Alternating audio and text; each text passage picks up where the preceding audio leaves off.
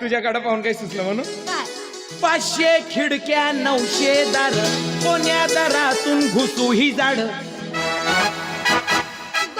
प्रेम प्रेम प्रेम होता कथा तुझा प्रेम.